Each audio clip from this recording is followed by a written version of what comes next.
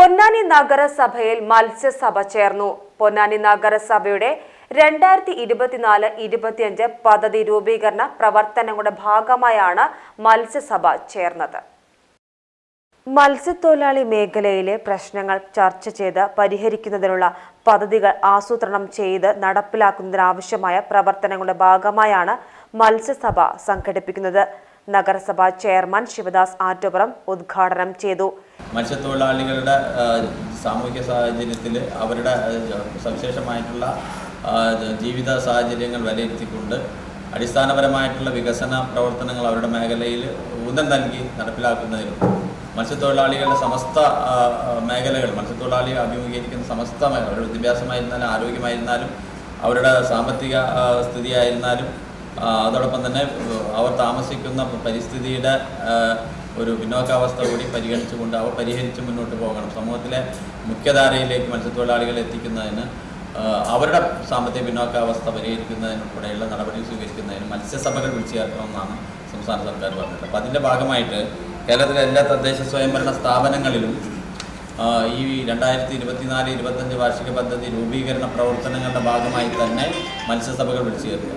വികസനകാര്യ സ്ഥിരം സമിതി ചെയർപേഴ്സൺ അജീന ജബ്ബാർ അധ്യക്ഷത വഹിച്ചു. നഗരസഭാ സെക്രട്ടറി സജീറുൺ വിശദീകരിച്ചു.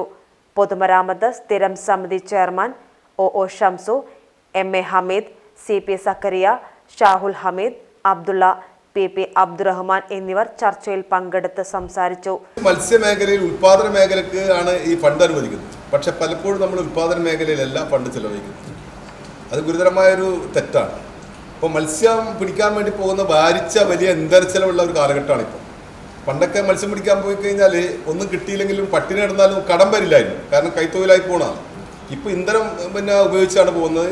ആധുനിക രീതിയിലുള്ള യന്ത്ര സാമഗ്രികളാണ് വെക്കുന്നത്. അതുകൊണ്ട് വലിയ മത്സ്യം കിട്ടിയില്ലെങ്കിൽ നഷ്ടം മാത്രമല്ല, കൂടുതൽ പ്രയാസം ദുരിതം അനുഭവിക്കുന്ന സ്ഥിതിയാണുള്ളത്. അപ്പോൾ ഈ ബോട്ടുകാർക്കും വള്ളക്കാർക്കും ഈ ഇന്ധനം ഉപയോഗിക്കുന്നതിന് വേണ്ടിയുള്ള ചെറിയ രീതിയിലുള്ള ഒരു സബ്സിഡി അനുവദിക്കണം എന്നുള്ള ഒരു അഭിപ്രായം എനിക്കുണ്ട്. എല്ലാ ഭാഗങ്ങളിലും മത്സ്യത്തൊഴിലാളിയായി, പക്ഷേ ഈ മേഖലയ്ക്ക് ആകെ തരുന്നത് 40 ലക്ഷം 50 ലക്ഷം എന്നുള്ള ആ ഒരു ധാരണ പൊതുവായിട്ടുണ്ട്. ഈ പ്രാവശ്യം എന്തായാലും 1 കോടി രൂപയുടെ പദ്ധതി നമുക്ക് നടപ്പിലാക്കാം. അത് നടപ്പിലാക്കാനുള്ള എന്തെങ്കിലും വഴി ഉണ്ടാക്കുക. കാരണം അത് നടപ്പിലാക്കിയിട്ടുണ്ട്.